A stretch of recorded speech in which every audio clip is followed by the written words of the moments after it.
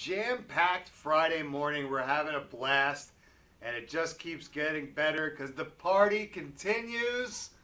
Because today is not just a Friday with Carole. It is a very special Friday with Carole because I have to, right off the bat, first things first, wish you, my dear, a very, very happy birthday. Thank you, thank you. At the age of 70 now, tomorrow I'll be 70. I'm still 69 today. I wonder if it'll feel different because, you know, I still feel like I'm 29. Well, you look terrific and you're so active. I think that a lot of those 29-year-olds would be jealous to hear that you're 70. Well, I've already told them that when they come to get me for the funeral, that they have to chase me around the parking lot a few times before I give in. That is awesome. Well, again, happy birthday. We're so glad that you're with us here and celebrating with us, and we hope you have a wonderful weekend. We know you have lots of surprises in store, and I can't wait to hear about them next week. But let's get into today and what we're here to talk about. I see you've got a huge bag here, and we got some set up on the table here. Talking about some pop-up books. Yes, and people don't realize what a pop-up book is. It actually takes 60 people to make one book.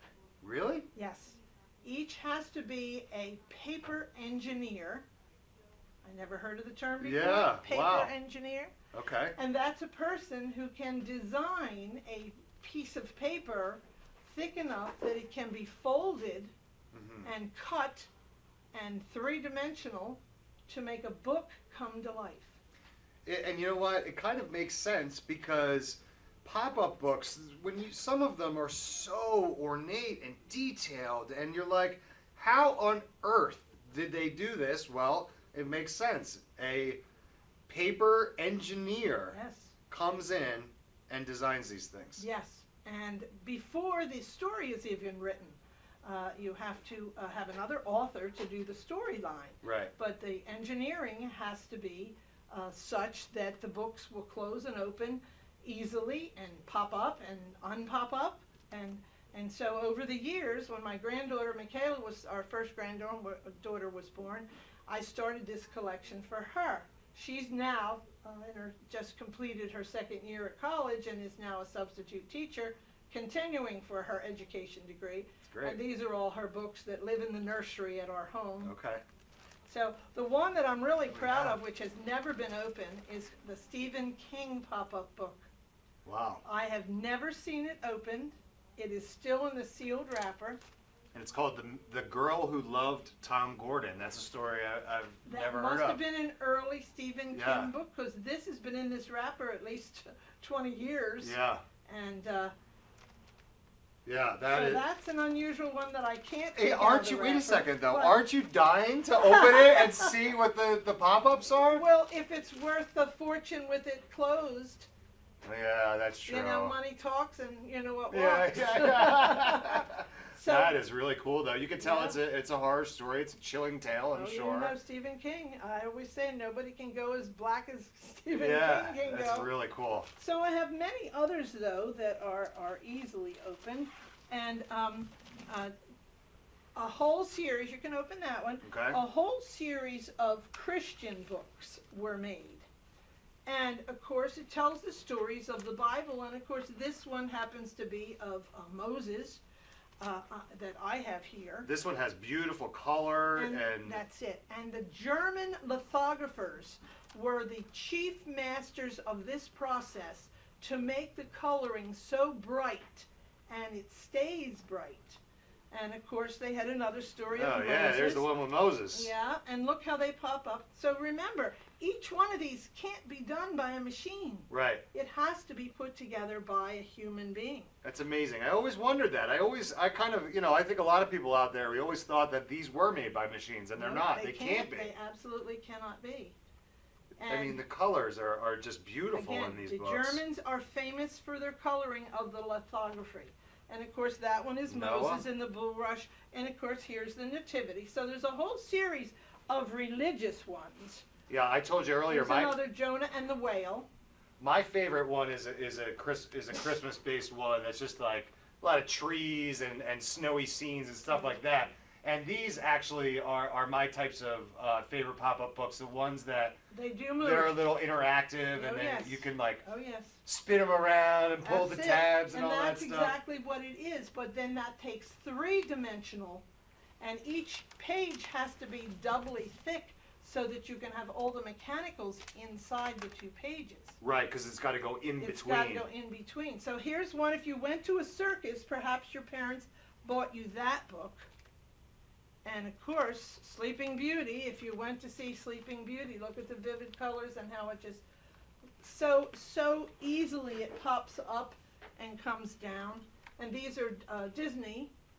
And of course, this is a good one. This is Pinocchio. These are in fabulous condition. Well, I mean, as I these are said- not new books. No, they were, I buy them at yard sales because they're expensive. They're up to $45 a book. And you give that to a kid, and kids are not gentle with anything. Yeah, They just want to see it move. So, of course, this is Pinocchio. And the great one is when Pinocchio's nose moves. I think you pull out here. Can you reach that one? Pinocchio's nose moves, and a bird's nest grows on top of it.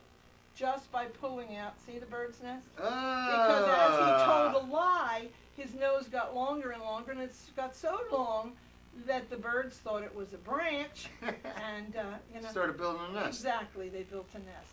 That is cool. So Now, the inner- someone really liked this one. It's got some tape on it. Yeah, and that's what has happened over the time.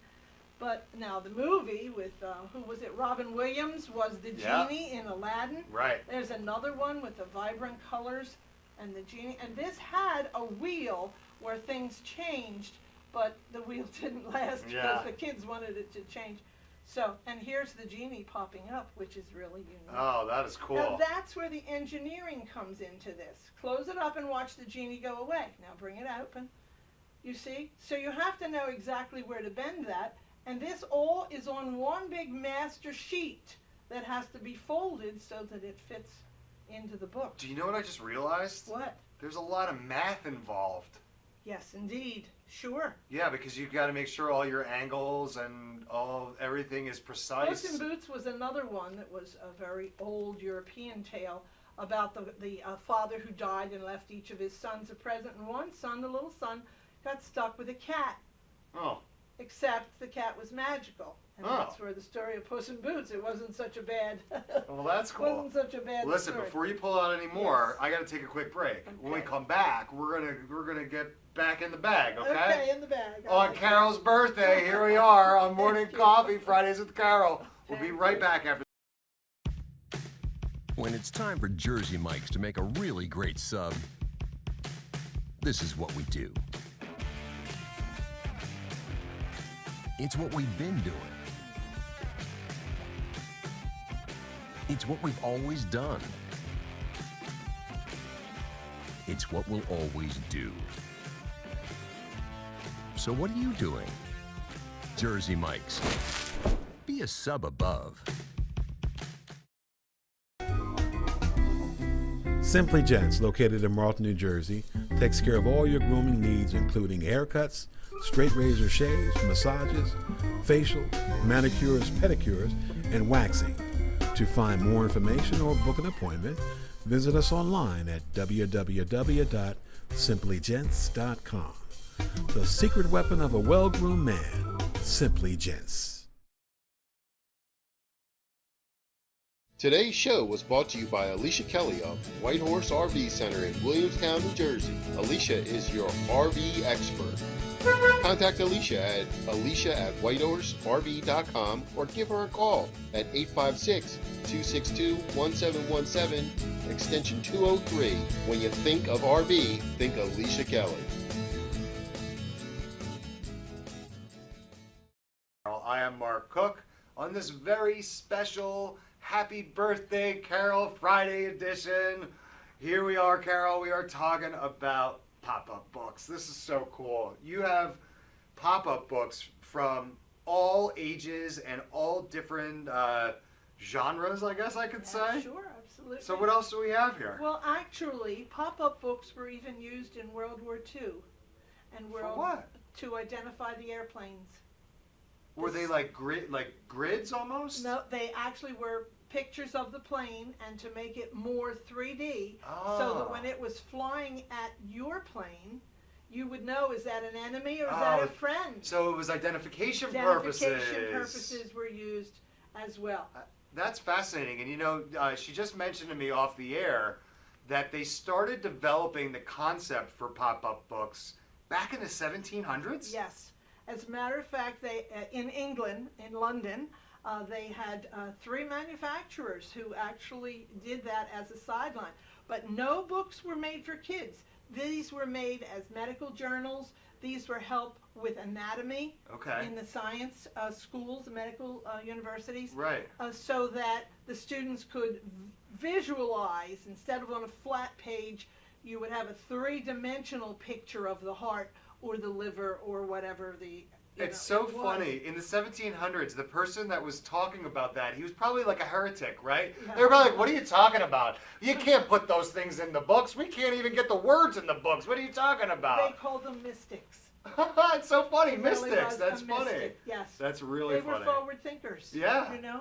And then, of course, a lot of the European stories, like Hansel and Gretel, the story of these parents who loved their children dearly, but the children, they had no food for the children. And so they were going to take the children out into the woods and leave them to die. Right. And that was a humane thing to do, they thought at the time. And then they changed their mind, and it all worked out happily ever after. So a lot of the old European stories were some of the first stories that were made. And it wasn't until the 1850s that children books were actually made. When they realized that, When wait they a second, realized, yeah. yes. And they were only for the very rich, because one book was very expensive because of all the details that it had in it. Yeah, well, and it goes back to the process, too. You talked about yes. that these all have to be handmade, Yeah. and it takes an entire team of people to make 60 one people. book. 60 people to make one book, starting from the engineers, the paper engineers, a word I had never heard of before. Yeah. Now I know what a paper engineer is.